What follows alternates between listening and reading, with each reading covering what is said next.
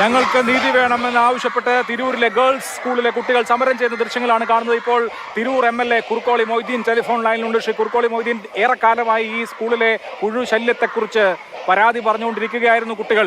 ഞങ്ങൾക്ക് ഇനി വേറെ വഴിയില്ല, അതുകൊണ്ട് സമരം ചെയ്യേണ്ടി വരികയാണെന്നാണ് ഈ പെൺകുട്ടികൾ പറയുന്നത്. ഈ സമരം തീർക്കാൻ, അതല്ലെങ്കിൽ ഈ പ്രശ്നം പരിഹരിക്കാനുള്ള ബാധ്യത ആർക്കാണ്? ഒരു സർക്കാർ സ്കൂൾ എന്ന നിലയ്ക്ക് അതിന്റെ ഉത്തരവാദിത്വം ഒന്നാമതായി വരുന്നത് നമ്മുടെ സർക്കാരിന് തന്നെയാണ്.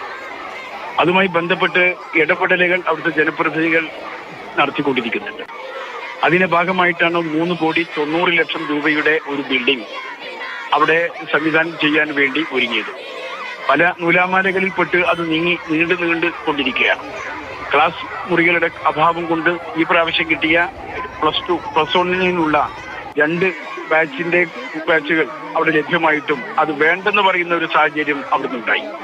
ഞങ്ങൾ നിർബന്ധമായും അത് തുടങ്ങണം എന്നാവശ്യപ്പെട്ട് സമ്മർദ്ദം ചെലുത്തിക്കൊണ്ടിരിക്കുകയാണ്. അല്ല, തീർച്ചയായും അങ്ങനെ MLA, ഞാനൊരു കാര്യം ചോദിക്കട്ടെ. ഇപ്പോ ഈ പുഴുവിന്റെ ശല്യം പരിഹരിക്കാൻ വിദ്യാഭ്യാസ മന്ത്രി പറയണ്ടല്ലോ, അവിടെ തീരുമാനിച്ചാൽ തീർക്കാവുന്ന പ്രശ്നമല്ലേ ഇത്? മരങ്ങൾ മുറിച്ച് ഒഴിവാക്കുകയാണ് വേണ്ടത്. അവിടെ ജീർണിച്ച കെട്ടിടങ്ങൾക്ക് പകരം കെട്ടിടങ്ങൾ ഉണ്ടാക്കേണ്ടതുണ്ട്. അത് രണ്ടുമാണ് ഈ പുഴുക്കൾ അവിടെ വർദ്ധിക്കാനുണ്ടായ കാരണം. ഈ പുഴു വീഴുന്നത് മരത്തിന്റെ മുകളിൽ നിന്നാണല്ലോ. അപ്പൊ ഈ ശിഖരങ്ങൾ വെട്ടി അത് വൃത്തിയാക്കുക തുടങ്ങിയ കാര്യങ്ങളൊക്കെ ലോക്കലി അവിടുത്തെ തദ്ദേശ സ്വയംഭരണ സ്ഥാപനങ്ങളും PTA ഒക്കെ വിചാരിച്ചാൽ നടക്കുന്ന കാര്യമല്ലേ? ഈ കുട്ടികളെ കൊണ്ട് ഇങ്ങനെ റോഡിൽ ഇറക്കണോ? കുട്ടികളെ ഇറങ്ങിയ ദൗർഭാഗ്യകരമാണ്. കുട്ടികൾ സ്കൂളിൽ സമരം ചെയ്യിപ്പിക്കേണ്ടത് തന്നെ അത് പരിഹരിക്കേണ്ടതായിരുന്നു. പക്ഷേ പല കാരണങ്ങൾ കൊണ്ട് നീണ്ടുപോയി. അത് യോഗം വിളിച്ച് മരങ്ങൾ മുറിക്കാൻ വേണ്ടി നിർദ്ദേശം കൊടുത്തു കഴിഞ്ഞതാണ്. പക്ഷേ മരം മുറിക്കാൻ എന്തോ ഭയപ്പെടുന്നു എന്ന് എനിക്കറിയില്ല. അല്ല, ഇപ്പൊ എന്തായാലും കുട്ടികളുടെ ചോറ്റുപാത്രത്തിലേക്ക് പുഴു വന്ന് വീഴുകയാണ്. അവർക്ക് ഭക്ഷണം കഴിക്കാൻ കഴിയുന്നില്ല.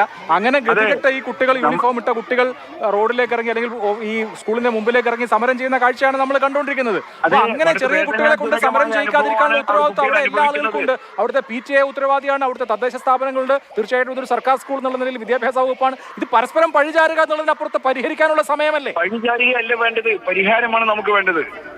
അതുകൊണ്ട് നൂലാമാലകൾ പറഞ്ഞ് വിഷയങ്ങൾ പറഞ്ഞ് സാങ്കേതികത്വം പറഞ്ഞ് അവർക്ക് സൗകര്യം ലഭ്യമാകുന്നത് നീട്ടിക്കൊണ്ടുപോകാൻ പാടില്ല. അതുകൊണ്ട് അടിയന്തരമായി അവിടുത്തെ കെട്ടിട സൗകര്യങ്ങളാണ് സംവിധാനം ചെയ്യേണ്ടത്.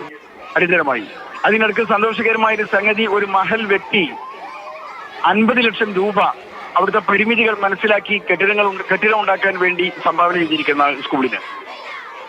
അപ്പൊ അതുമായി ബന്ധപ്പെട്ടൊരു മീറ്റിംഗ് ഇതപ്പോൾ തുടങ്ങാനിരിക്കുകയാണ് 3:30 മണിക്ക്.